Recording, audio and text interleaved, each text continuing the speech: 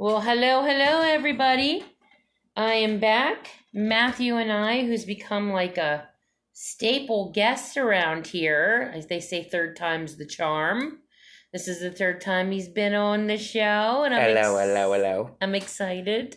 I'm excited because I love to talk to Matt. He's always he's fun to talk to. He's fun to listen to. Almost anything. I mean, you could get in any conversation with this person, and he's a storyteller, and this stuff's true, but I mean, he just, it's amazing listening to him. He's got a great way of telling things. Well, mucho gracias. Sí, señores. Está bien. I'm still trying to teach him how to speak Spanish a little bit. And all he can say is Albano. It drives me absolutely crazy. Well, that's all you need to know. Porque es loco en la cabeza. All you need to know is cerveza, por favor. No es la verdad. And el baño. No es la verdad. Okay, so we're just sitting here. We're sitting by the candlelight and enjoying some drinks and just kind of, hanging out. Matt, I wanted to do a continuation from the last show, and something really cool kind of happened to Matt right before we started tonight, so that's kind of cool.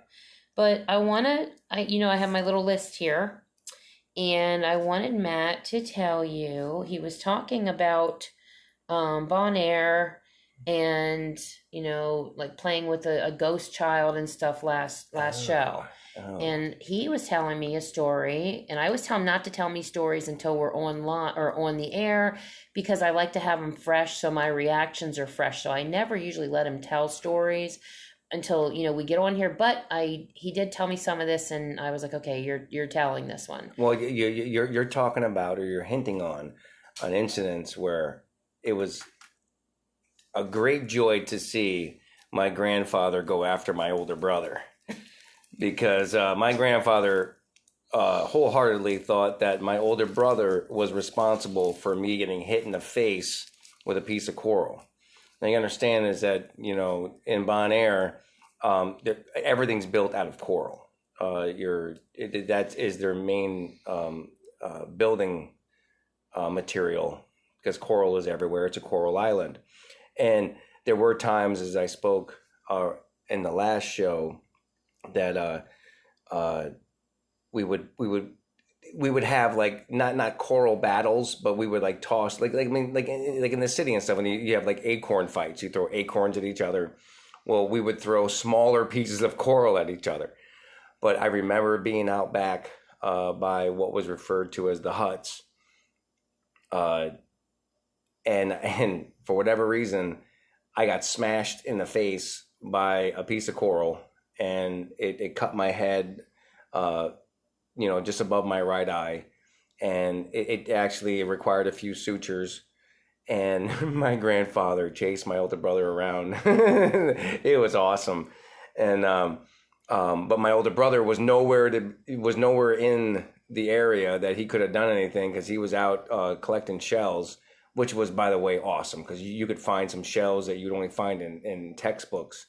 Along the banks of this coral reef.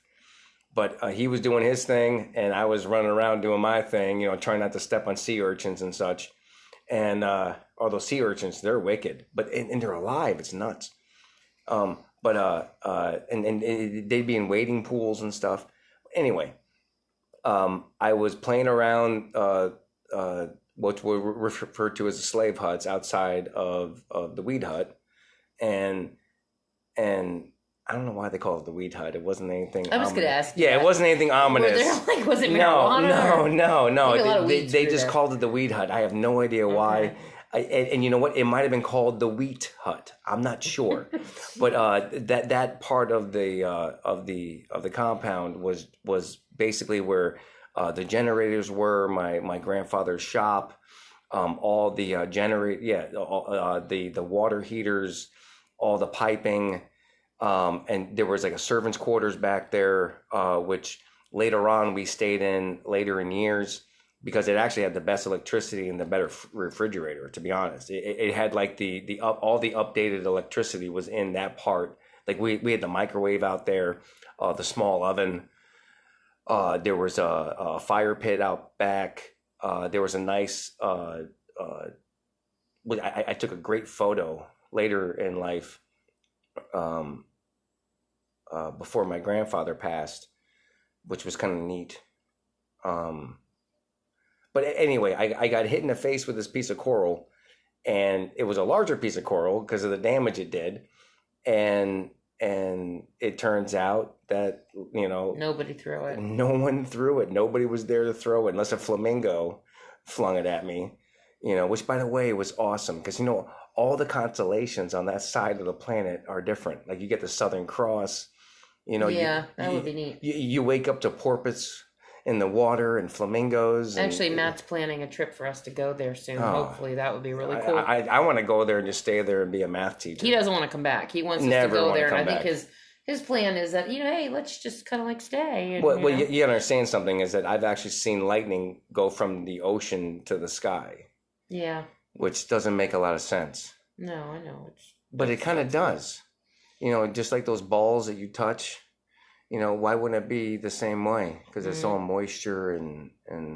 I'm sorry, that just sounds so awful. Sorry. So anyway. There you go. Okay. Well, yeah, let's just go on to something that sounds at least a little normal here. I was hit in the face with a phantom sorry, stone. guys. Wow. So there you go, man. Off the rails. I'm sorry. Off the rails. So, I can't be around him. I just can't be normal. I can't act civil because he makes me carry on. Off the rails. We act like two kids and we're together. Yeah. So, Right. So he gets hit in the head by a piece of coral, and it basically is a phantom, probably kid. And he mentioned that there was the kid that he saw in the hut, and they were playing hide and seek last show, and he had made a comment to me that he thought possibly that's who it could have been. Yeah, and that specific hut that I was hiding in does have that mark of the cross because I forgot if there was a missionary or whomever that actually lived in that hut, years prior. But there were 2 accidents that either involved that hut or around that hut where they were fatal accidents on that side of the island. And it's just interesting. It kind of blows my mind that potentially, someone was playing with me, and we had really good aim. That's nuts. Had really good aim.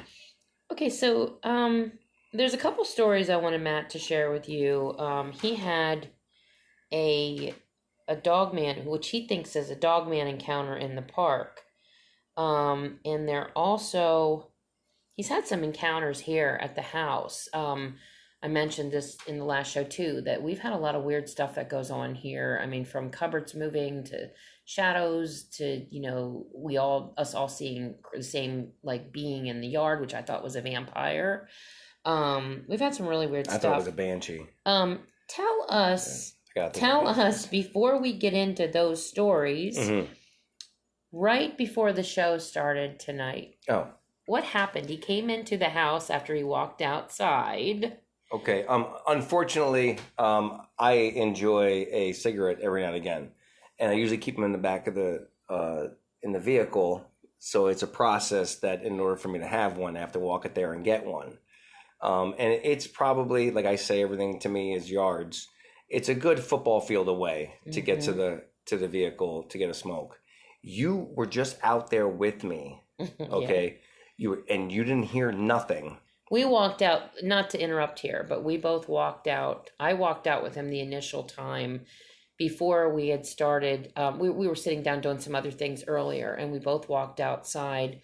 I walked out with him to take some grapes out, which I usually leave food out for the animals, like the deer and the raccoons or whatever. Like anytime we've got leftover food, I walk it all the way out back and kind of down the path so they're not like at our house all the time. Right. And but tonight I just kind of threw the grapes like right kind of where our driveway or the path starts out there going into our house.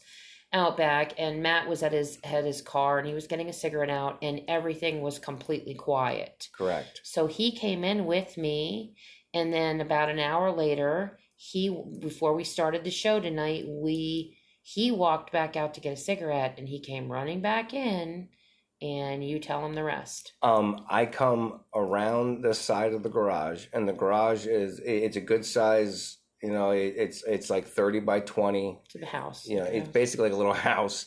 Actually, Tracy probably doesn't want me out there as often as I No, am. it's like a man cave. It's my little man cave. But no kidding, man. The music was blasting inside of this place. All the lights are out. Everything was off. You were just out there. Everything was off. And I opened up the door, and there's Billy Joel singing, you know, this is the grind. And drive me crazy. Yeah, that's kind of weird too. Just be a lunatic. The song is kind of weird. Yeah, the song was kind of weird, and it was blasting. And the thing is that when you turn on the radio in the garage, it's so low because it's an older radio. You have to use this makeshift remote I have to turn up the volume, so it has to physically be done. So there's no way that the music would have been as loud as it was. Okay, it's impossible. Well, no, and plus it was black inside. And if you would have had the radio on, you would have had lights on. I would have had a candle burning, lights on. I would have had something on because, you know, I wouldn't have left the radio on with no lights on in the garage. He would have turned everything off. He either turns everything off and he comes in, or he leaves things on knowing he's going back out. Exactly. We were both out there. There was no sound. Nothing. He comes back in. He says, Tracy, when I just walked outside to get a cigarette out of my truck, I'm like, the garage, you could hear from outside the music was blasting. It was blasting. Open the door, it's pitch black, and this weird, the song that almost is taunting you. Yes, it's almost, exactly. It was a taunting type of song. Yeah. You know, just might be a lunatic you're searching for. That's kind of weird. Turn out the lights. Right. Don't try to save me. Okay. Sorry. He's into karaoke. Oh, karaoke, man. Okay, there's no karaoke here tonight, honey. I'm telling you what. Okay, so that was pretty crazy that happened. And I said, well, maybe they're just giving us material here. Exactly. I don't know. I take requests. So, apparently. So let's go into... Tell us the story about the park with the Dogman. Now, you were talking about the Dogman thing, and the first thing before the park I want to say is about that same garage. Okay, there was a night probably about 3 years ago. We're talking wintertime. It's cold. Okay, there's really no snow. You know, it's before the snowfall, and I go to the garage, and this is no kidding, man.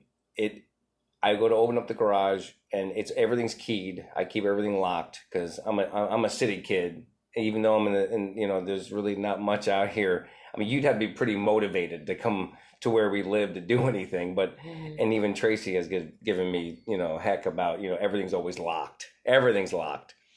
I go to unlock this door to walk into the garage, and it felt like something lifted off of the garage, and then a good probably I'd say maybe 60, 70 feet away, where the neighbors are, they have a little garage kind of shed thing.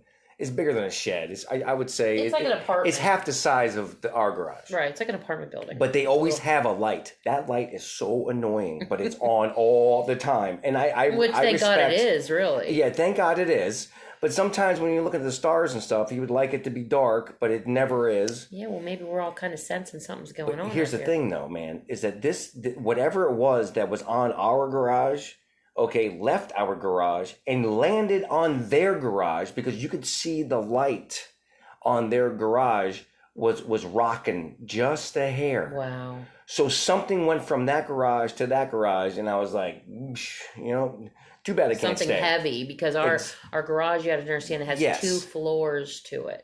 So for you to feel something lift off the actual roof that's saying something. Yes. And likewise along the same path of that story is that being in the garage and having something hit the garage that sounded like an aircraft engine fell out of the sky. Right. And if you remember, I came in this house with a flashlight. Yes, I remember. And I got my big high-powered flashlight looking around on top of the garage, around the garage, in the neighbor's yard, in the other neighbor's yard, going, okay, something had to have hit the garage. Yeah, because he's not typically somebody that scares easy in any way. He's very just he thinks it's kind of a joke, or he just kind of brushes it off. Well, personally, I believe is that's probably one of the better ways to go. At least, heck, man, if, rather than being stupid and get hit by a bus, I'd rather get taken out by a dog person. It would be definitely a story, Exactly, wouldn't it? But I'm not sure if we would enjoy the way we were taken out by dog people or Bigfoot or even aliens, any of that stuff. Considering they could rip you apart or God knows what and eat you. Wow. But so the shed that is across from our garage, how far away do you think that is? I would say that's a good 60, 70 feet. Mm-hmm. It might even be further. Right. I mean, now if you're going corner to corner, I mean, so whatever leapt from one place to another, I mean, you're talking that's superhuman. Sounds stuff like they had wings. On. Something. I don't know. Something. But when something around you moves, you can sense it. You can sense it. Yes. And something moved, that was large. Right. Okay. And the thing is that what's so annoying about the light is that you can't see beyond that light because it creates that halo. Yeah. And if you're trying to look into the darkness, you're just staring into the abyss. I know. So if something was there, there's no way of seeing it. You can't see it. You can't see it. So it's like, oof. So it sounds like we've got stuff going on around here. I mean, we live in an area, I told you guys this before, I'm just going to reiterate it for anybody that hasn't heard this. I don't know how, if everybody goes back and listens. Well, you got that one guy tracking stuff. All of my podcasts. I got what? That one guy tracking stuff. Oh yeah, Victor, that's the government agent. Yeah. Yeah. He said that's in our county though. He didn't say that's around our house. But our still, that's our county. Yeah, and then we have a cemetery that's right up the road that was a slave cemetery. Well, we got all them catacombs. And we've had copperheads, we've got caves up here, and then up the road a ways, and then if you hang a left, there's a whole road, like up that road, there's a huge cemetery. So we've got a lot of, but it's so weird because like if you look at our house from the front, if you go out to the front road, it just looks like a house. It sits up on a hill and it looks big. It is big. It's a big house. But then if you go around back, that's when it's so weird. It's like you're walking into a whole different, it's like going from having a city house or one that's kind of in this, not in the city, but kind of like, in town, but like, a ways out. And then you go around back and it's like you're on a private road somewhere. Sorry about that. My phone just acting up. And so we kind of live in that. It's pretty wild. It's pretty rad. Yeah, it's pretty rad. It really is because it feels like we're out in the forest and it's pretty cool. So, but yeah, we've had some stuff going on out here and ever since we've moved into this place, it's been one thing after another. But now another thing with the Dogman thing that we're touching on is that my mother just lives maybe a quarter mile down the road. Mm-hmm.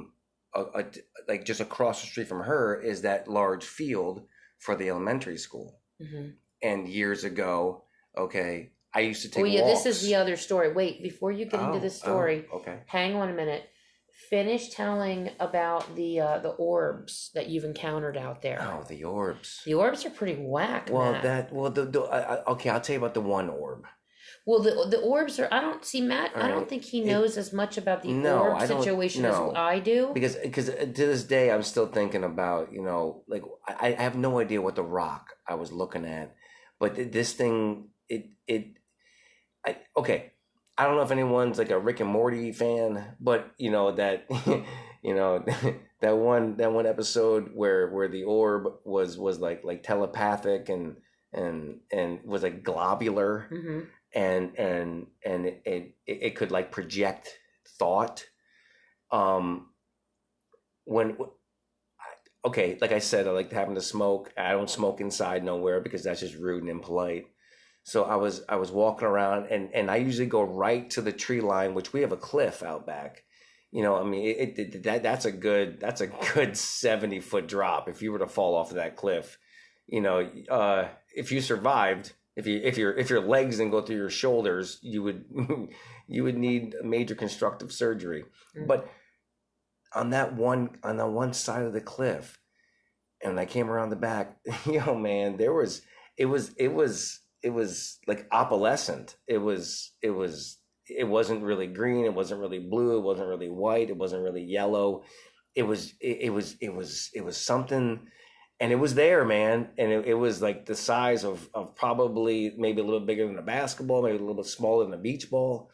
And I'm telling you what, I'm staring at this thing and I'm looking at it, and all I felt from, and the thing is, as far as, Tracy mentioned, as far as I don't have fear or whatever, I just feel that, I'm a kind of individual that I've always believed that, you're going to have to get me. I'm not ruled by fear.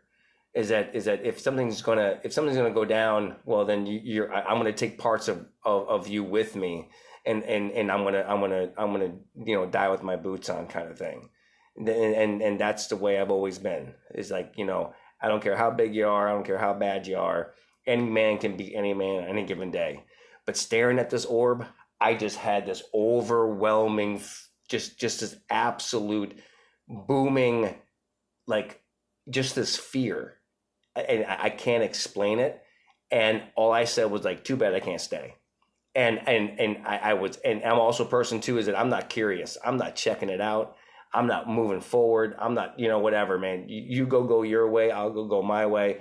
So I didn't even finish my smoke. I just flicked that and I just walked right back into the garage. I had to walk around the garage to get back to where the garage opens up. But there was something there. It was probably maybe, I'd say probably maybe 7 or 8 car lengths from me. So maybe 100 feet away. I don't know, car length, so 10 car, maybe 70 feet away, right on the edge by the cliff. It was right there. And I can't explain it. I can't, I saw it. I don't know how to, I don't know how to describe it any way outside of, like, if you had an opal that was in water. Yeah. Opal. And it was illuminated. You had an opal in water. It's not like you were getting tractor beamed by the Star Trek folks, but it was similar to, like, if you like had glitter in a vase and you were like stirring it or something. It was absolutely bananas. But all I got from this thing was absolute fear. Right. And you're not somebody to be afraid of anything. And I was like, you know what, there ain't gonna be no business if I don't start no business. So I bounced. And he came into the house that night. Yeah, I was. And he was very shaken up. And this is not Matt at all. Matt just kind of laughs off. I mean, like I said, he makes it a point to 3:00 in the morning. He's walking back and forth from the house to the garage constantly, and he doesn't think anything of it, even during the witching hour, and he just says, if they're going to get me, they're going to get me. And he just doesn't seem to care. But this night he was super shaken up, and he doesn't know. Matt hasn't delved into the amount of disappearances and occurrences with orbs and things that I have. So he doesn't understand the significance of the fact that these beings, these dogmen, these Sasquatch, even aliens, they travel in, like, they're basically interdimensional travelers. They go, they go in and out, and there's so many people that see sightings of an orb, and then like within moments see a dogman, see a Sasquatch, see a gray, or other entities. And that's what is like, you got to be kidding me. I mean, after especially he's heard something lift off the roof, even tonight he went out and the radio's playing. Like it's just, this is some strange that's stuff. The one thing that I do not remember is that if it was the same night that the thing lifted off of the roof. Yeah. I don't think it was. I don't remember if it was the same night, I think it was or within different. the same week. Yeah. But it was around the same time. Right. It was the same season. Right. It was the same season. It was weeks that it happened. It was weeks apart. It was that winter that happened. Weeks. I'd say about 2 weeks. About 2 weeks. Mm-hmm. So whatever was happening at that time, and a part of me, I believe it was connected. Right. I do too. I think, and I said, we've always had an activity. Now, we're going to go into the story about, this will probably be the last one we tell for tonight. We live very close to a park. Actually, where we are now is right around the corner from his mother's house. And we live very close to this park that he's going to tell you this story about the Dogman sighting that you thought. Well, I used to take walks often, and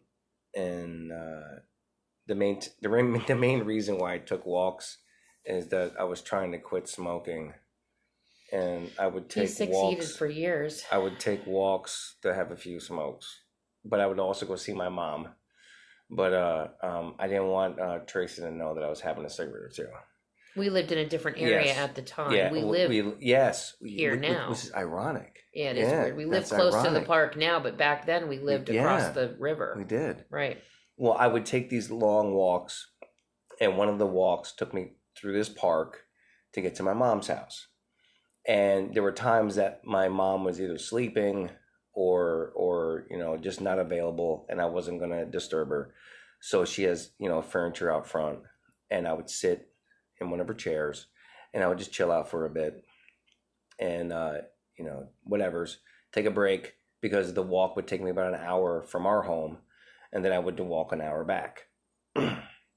Well, one of these nights, man, if you look down the street, which is awesome, named Highland Terrace, which I think is just awesome. I love that name, Highland.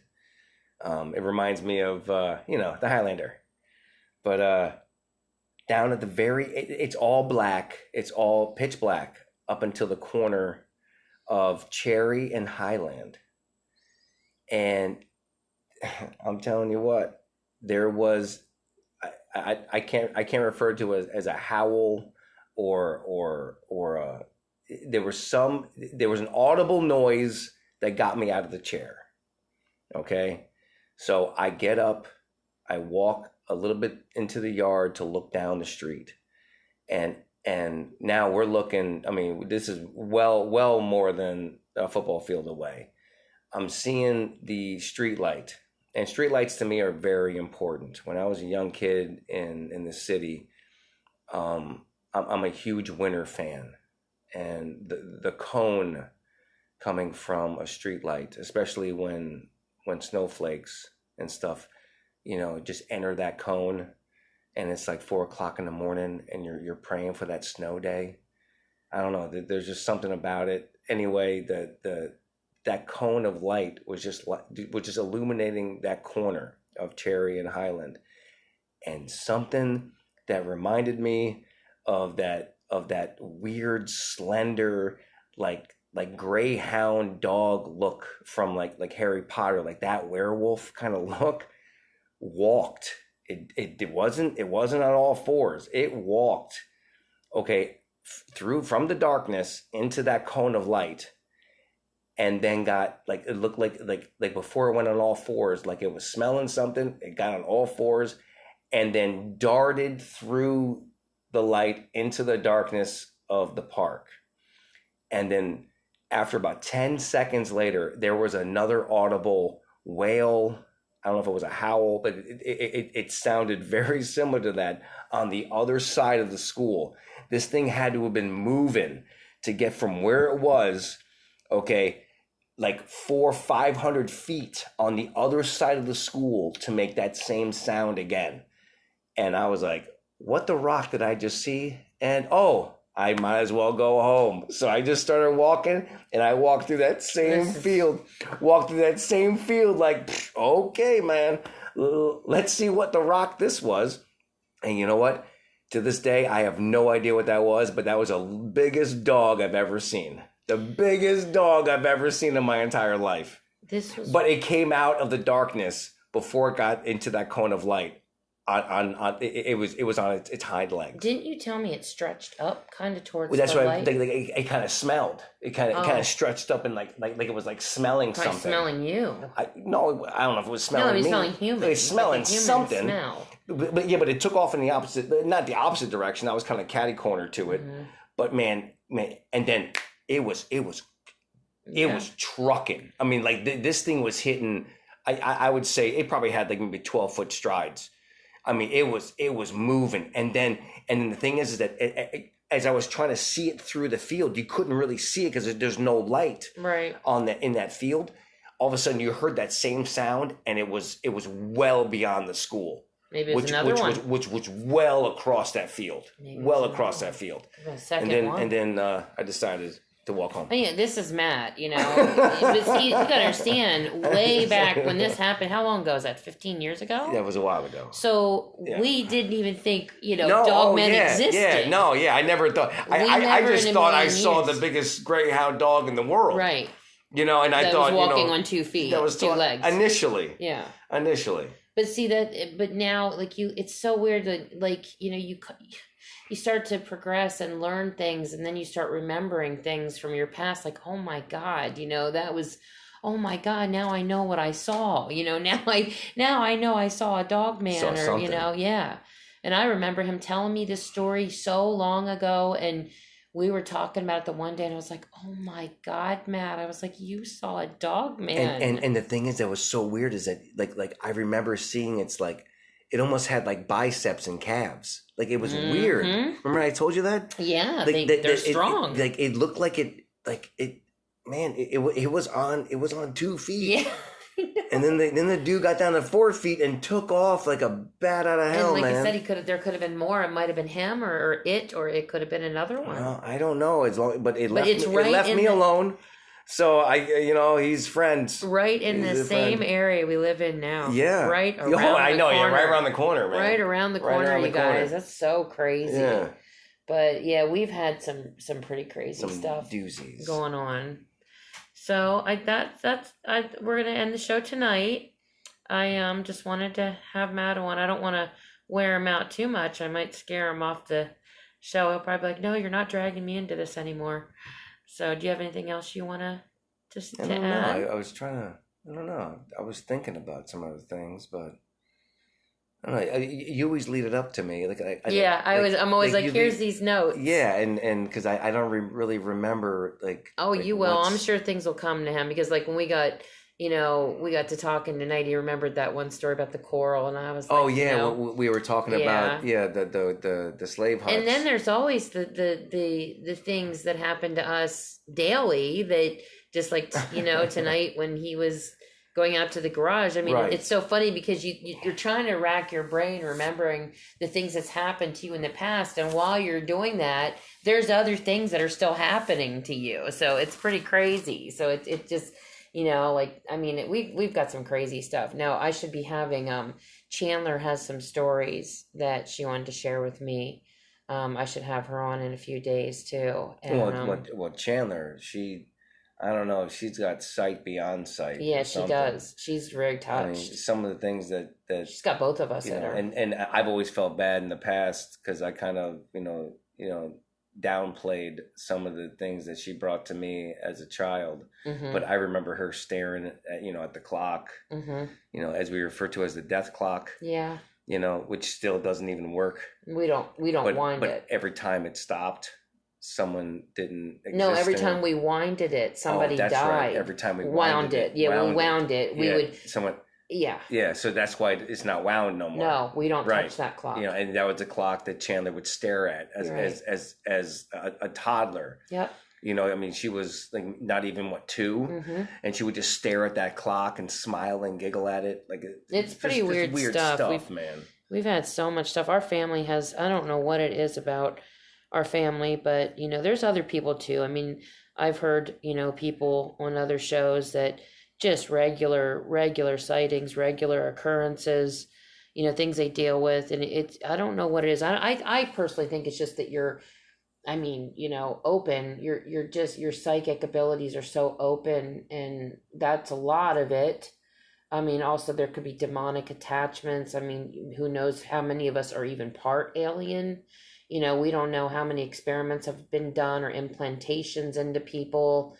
We just don't know. There's just so much going on. So well, my take on it is individuals that are on the fence, in the sense that the veil has always been associated with our existence, and those that are closer to the veil are able to either see through it or even venture into it and experience what's on the other side.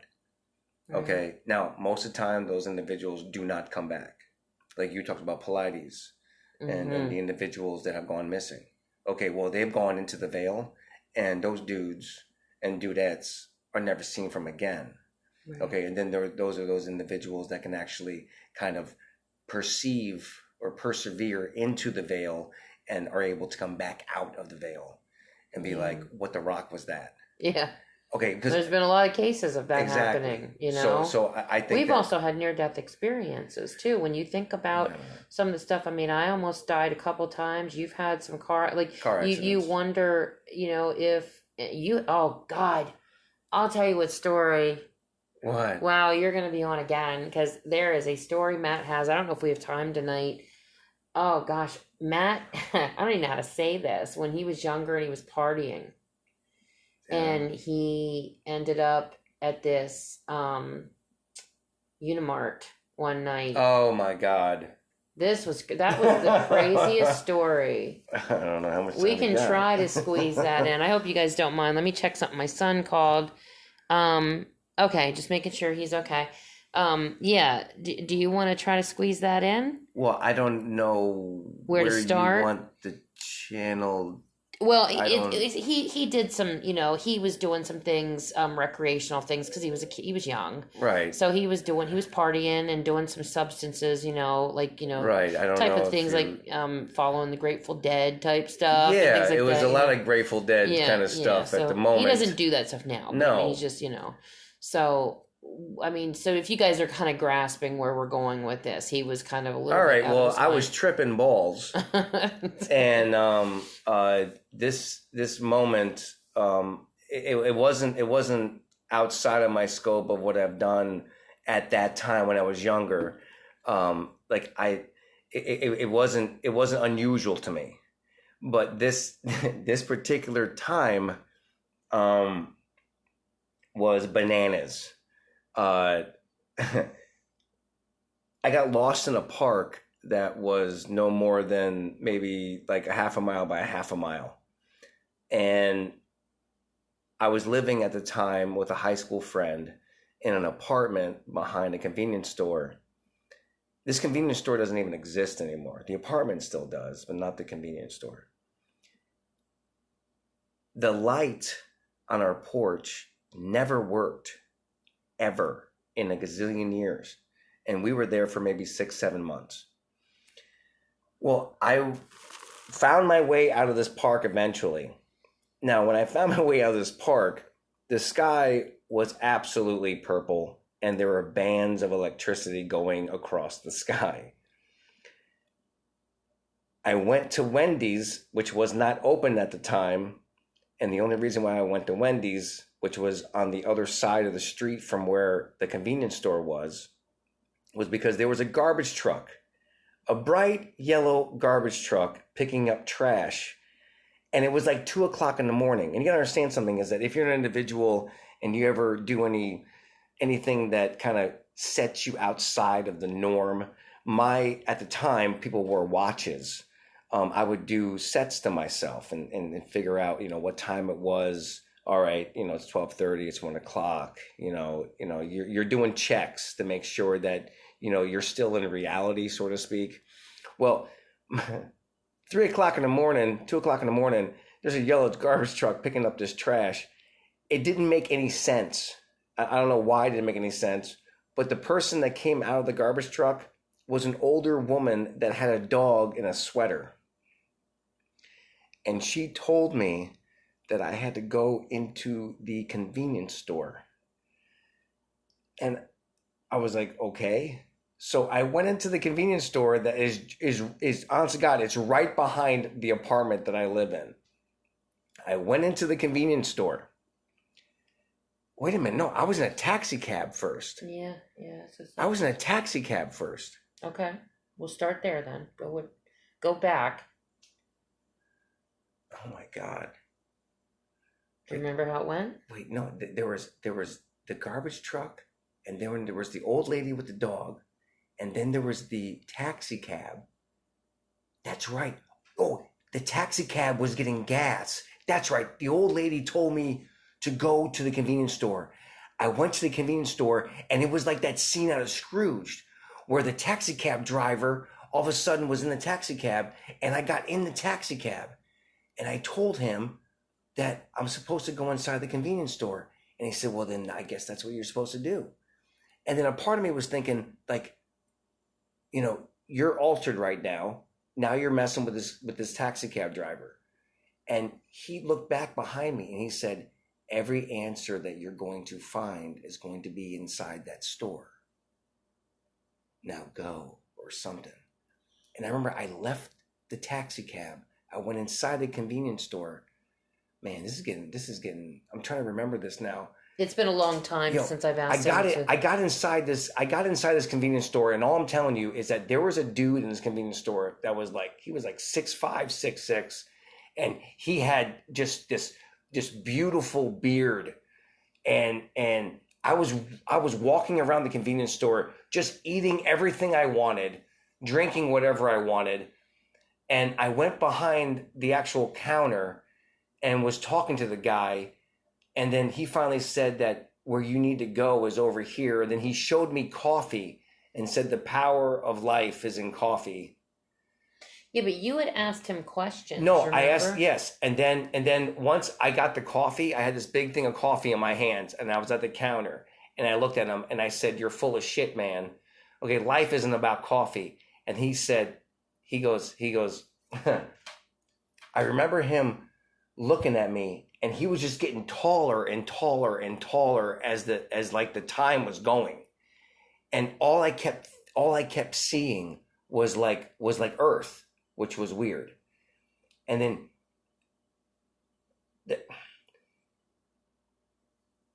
when he would look at me, and there was a moment where he started like almost challenging who you were. And then all of a sudden, all this stuff sort of flooding into me, like if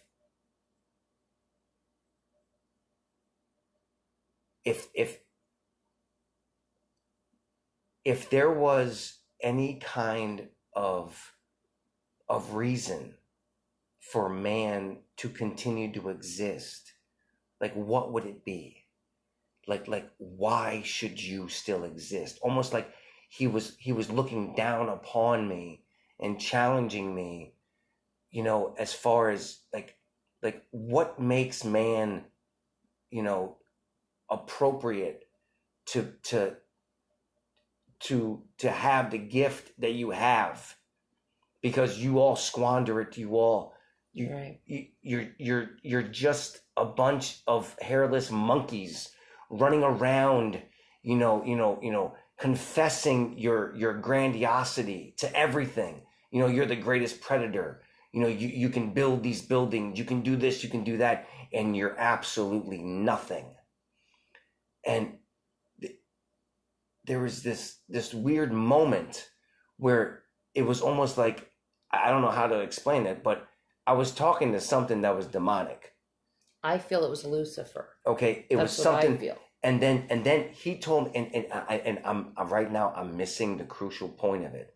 I'm missing it because right now my biggest thing that I'm remembering is that he told me that he was going to take harm to my mother, and I freaked the fuck out, and pardon my language, and I remember like taking out half the friggin' store, and then I ran outside, and my mother was there.